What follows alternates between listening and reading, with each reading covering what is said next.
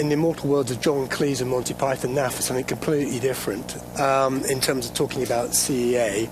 I, as a stroke clinician in the room with Bruce and one or two others, I think what's not on the programme today is TXA in acute spontaneous ICH, which there's been a lot of work done recently, so we should definitely come back to that in the discussion. But this is using tranexamic acid in a totally different mode in terms of a preventative treatment. So before I go anywhere with this talk, none of us would be here if it wasn't for one person, and I certainly wouldn't be standing to you today talking about this if it wasn't for Rob. So I'll just give you a very quick story about how this came about. So Rob and Cherry and I went to Newcastle. We were doing some collaborative work with a group up there to do with ischemic stroke, because that's the most common form of stroke. Thanks to Jetstar, we got back to the airport and we had about a 3 or 4 hour delay. So if you're with Rob and there's a delay in an airport, what do you think is going to happen? Well, let's go and have a drink. So we had a drink, and I don't know exactly the chain of events, but I started giving him a sob story about sort of my clinic consultations with people with this rare condition, or increasingly recognised condition in stroke called cerebral amyloid angiopathy, and the fact there was no treatment. Rob just turned around and said, you do know, and of course I didn't, that A-beta is a potent stimulant of the fibrinolytic system. I'm only a stroke clinician giving fibrinolytic treatment on a regular basis in terms of thrombolysis, but I didn't know this fact. So what followed was a hypothesis and a whole lot of theory that went into an opinion piece in Stroke, which was published in 2021 with Chloe Mortimer at the time. He was is now with Bruce at Royal Melbourne, and a few other people. And I call out also Hugh Marcus and David Waring, who are UK colleagues who contributed to this. But a lot of what I'm going to talk about relates to this article in principle. So I appreciate we've got a mixed audience and not everybody will know what CEA is, so I'll talk a little bit about that. And importantly, I'll talk about CEA is associated with recurrent intercerebral hemorrhage, and we have no disease-modifying treatment to stop that at the moment. This is a big problem in clinical practice. And then something which you may relate to more is the fibrinolytic system and how it interacts with CEA. And then, of course, the theme of this morning, TXA as a potential therapeutic target. And finally off, I'm really excited because we're on the cusp of starting a trial in Melbourne, and I'll tell you a little bit about that at the end, looking at this. So CEA, it's a common condition, but it is relatively heterogeneous, and currently, as I said, there's no current treatment that modifies it. We do lower blood pressure, and we treat people's risk factors as a whole, but there's nothing that attacks the underlying disease process that we know. It's a small vessel problem. It's common as people get older, but now is associated with anyone older means anyone over the age of 50, rather depressingly. And it's caused by the progressive accumulation of A-beta 40, particularly in the small to medium-sized vessels, particularly around the leptomeninges. And it's the major cause of lobar intercerebral hemorrhage in stroke. And if you look, I mean, it probably is much more common than we think. If you look at people who come to autopsy for any reason and the brain's examined and look specifically for this, it's probably in proportion with the decade of their life how common we find it. So 50% of 50-year-olds, 80% of 80-year-olds. It's that sort of common. So not everybody has symptoms with it, but it's very prevalent. As I said, it's a heterogeneous condition. And, you know, what we commonly see in the stroke service and is this, and this is just devastating. This is big lobar hemorrhage, which has a very high mortality and a high morbidity. So in terms of the underlying pathology, this is thought to be an elimination proteinopathy. A-beta 40 is produced in the brain from neurons, from ApoE, and usually it's washed out through the lymphatic system, but there's this sort of, as you can sort of see here, there's sort of circular spiral where things can go wrong. If you forget to clear it, you get progression, vascular injury, reduced compliance, and then the reduced clearance goes round and round, and ApoE has had an influence in this. But it's a clearance proteinopathy, it's thought to be. And a few interesting things down here also are in are in the mix. To diagnose it, really, you need a microscope, and you can grade it under a microscope, but that's not practical for most people because we don't do a lot of brain biopsies in stroke medicine. So over the years, there's been a clinico-pathological diagnostic criteria that's been led by Stephen Greenberg in Boston and other colleagues, and they've got the so-called Boston criteria, first published in 1996 and refined in 2010. So it originally was basically manifest, and the group that we're, as clinicians, most interested in is this group, the probable ones. Because if you've got microscope evidence of CEA, you're home and dry, you know what the pathology is. But if you've just got someone who's had some bleeding and some MRI changes, there's a question of is it or is it not, and should you investigate for other etiological causes. And the big thing that happened between the Boston 1 and 1.5 criteria was the recognition of the importance of superficial siderosis, which is sort of where electromeningeal blood vessels have leaked onto the surface of the brain. You get hemosiderin staining with or without antecedent symptomatic subarachnoid hemorrhage.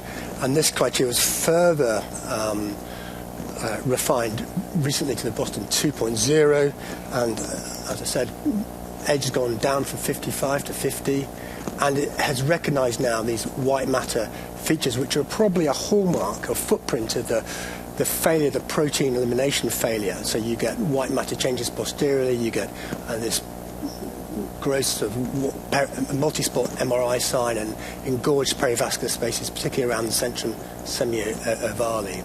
And the other focus, which has now been recognised in the diagnostic criteria, and a lot of clinicians will see people with small amounts of spontaneous subarachnoid hemorrhage and wonder, and they often go to neurosurgery, have angiograms, and go down a world, and it's CEA. It's CEA, and they can present with transient focal neurological episodes that look like TAA as well. So it's important to recognise. So this criteria has been refined, and remember, this is on the basis of people who have come to have post-mortem, so they've had clinical pathological correlations with MRI. So this is based on hundreds of cases now, predominantly from the US, but also some cases from Italy. So that's where we are with diagnostic criteria. Now, the important thing for me is we don't have a screening test for this, although occasionally it comes up with people who have MRI for other reason. So most of the people we're seeing are people who are coming in with symptomatic bleeding in the brain. And for context, we probably see in Australia somewhere about 12 to 13% of all stroke is due to intracerebral hemorrhage, and we roughly split that out into people who have the sort of lobar type hemorrhage and the deep hemorrhage. The deep hemorrhage is thought to be due to hypertensive arteriopathy, and it's probably more common in general. But if you look at, this is a UK population study from Oxford, the Oxfam study. If you look what happens in terms of recurrent strokes, if you look at all these people who have been phenotyped based on CT imaging as to whether they've had a lobar or a deep bleed, and look at their chances of having a recurrent ICH, you can see that it's far more likely if you have a lobar bleed. So lobar ICH is a far worse condition in terms of risk of recurrence.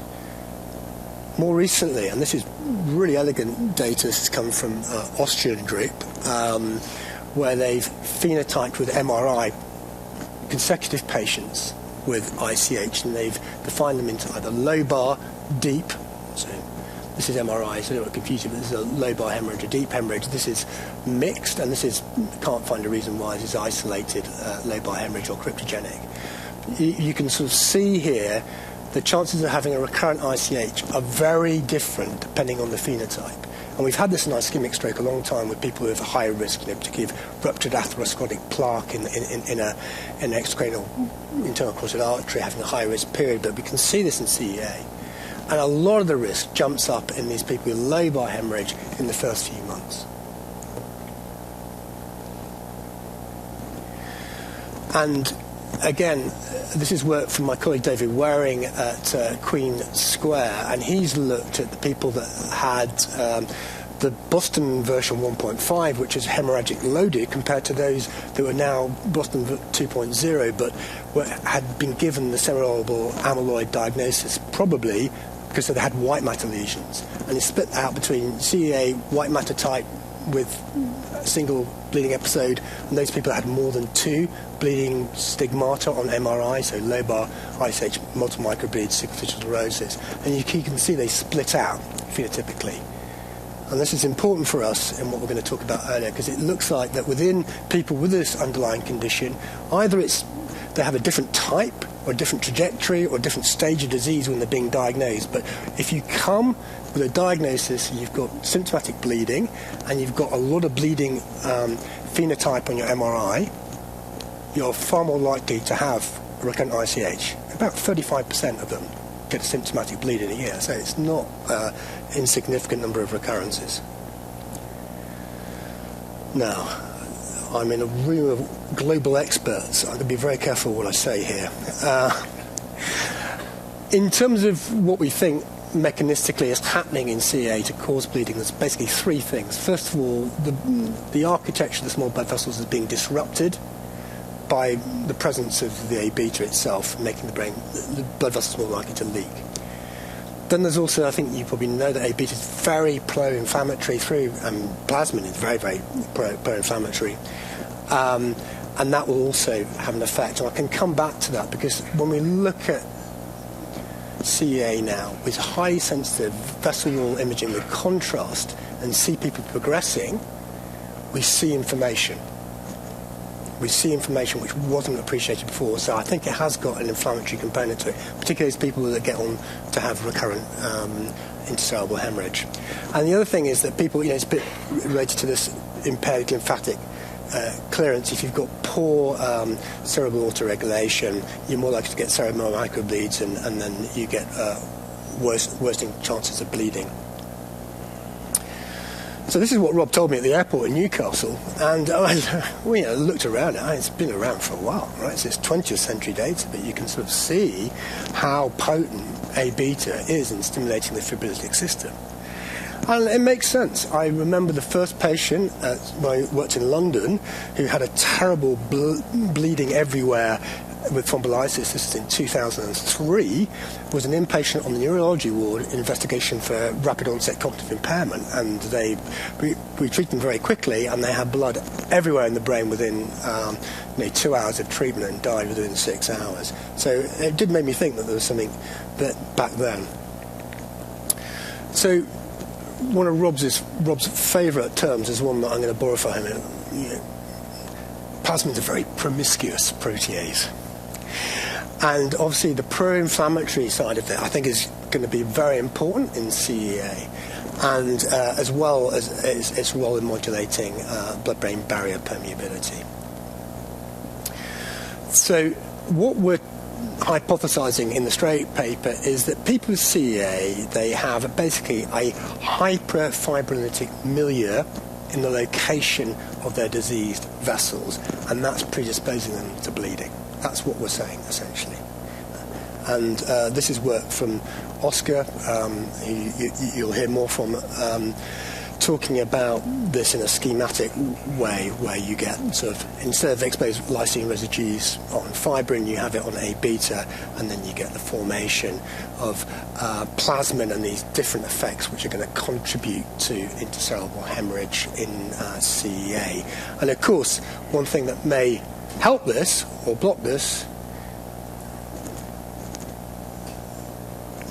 or the animation didn't work, it's supposed to have tranexamic acid coming in there. So anyway, so it leads on to TXA as a potential therapeutic.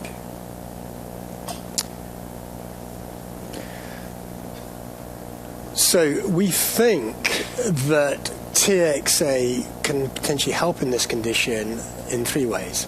One, relatively reduce the local plasmin generation, potentially reduce the blood-brain barrier permeability, and also suppress the inflammation, and Paul talked about that early on with the Atticus study. But that was in 2021. The paper was well received. Oscar presented some data at the Craft Group International Cerebral Amyloid Angiopathy Conference in Perth, I think in 2023, and we've just been really struggling to get this over the line into sort of a position where we're ready to go in human trials. So we had to do some preclinical work, because this is completely untried, and we're talking about giving patients oral tranexamic acid for long periods of time. And the concerns are, again, as Paul alluded to this morning, potentially thromboembolic complications, seizures. Remember, we're not giving people big boluses of IV treatment, we're giving them oral treatment. And then the one thing that would worry us most from stroke clinicians is, okay, plasmin is there for a reason, it's there to try and help get rid of A beta from the brain. If you're going to interfere with that, are you going to cause A beta accumulation and worsen disease? So in order to try and answer that question, there was already a little bit of literature around from a Japanese study where they'd taken aged mice for a long period of time. They were looking to see if TXA reduced dementia.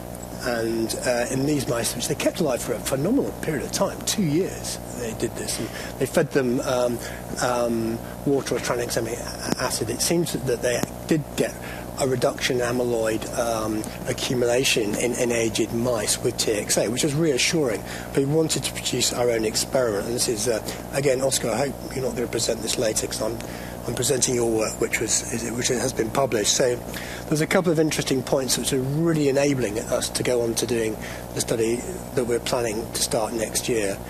This is all published work. And there's a very good podcast moderated by Hilary. I haven't got the link of, I should have put it down, where Oscar's discussing this. So the first thing to do is to wild-type mice, and so if they drink tranexamic acid, do they get a steady state in their plasma? And the answer is yes, and in fact it actually has an antifibrotic property. You can see that after 2 weeks that they can do that. A big difference in their sort of plasmin production if they're on the oral tranexamic acid.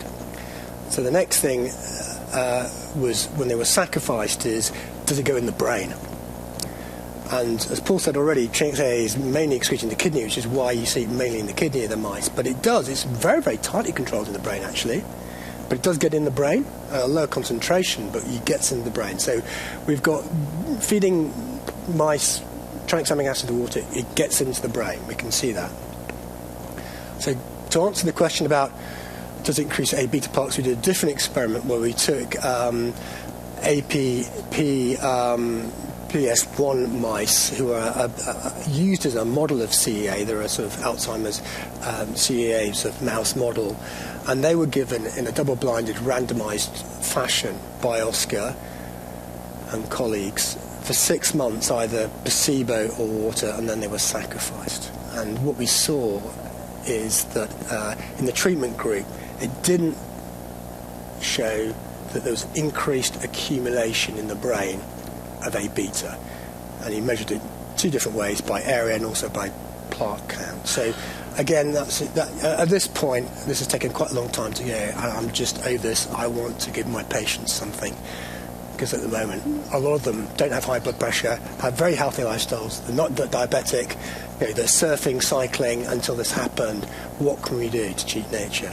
So we're in a situation where we need a trial. So very fortunately, and this is one of the wonderful things about moving to Australia from the UK, is there is the opportunity to get philanthropic funding for research. So I've got some philanthropic funding through the Alfred, which has enabled us to come up with this study. So we've called it TOSCA.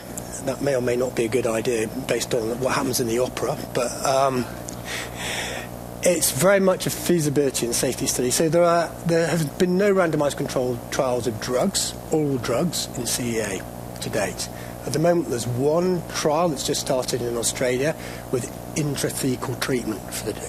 You can sort of see that the logistics, that even if it works really well, it's going to be a difficult trial to do. But what we're looking to do is essentially a feasibility and safety study. We're going to, in a double-blinded, placebo-controlled manner, give people a gram TDS of tranexamic acid, and they have got the probable 2.0 Boston diagnosis.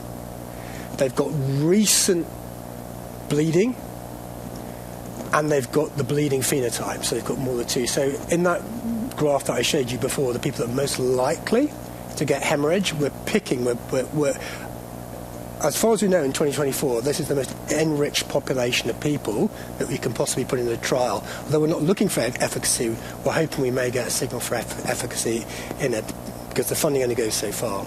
So we've got a few exclusions, including renal impairment and known epilepsy and other things which are probably make sort of perfect sense to most people.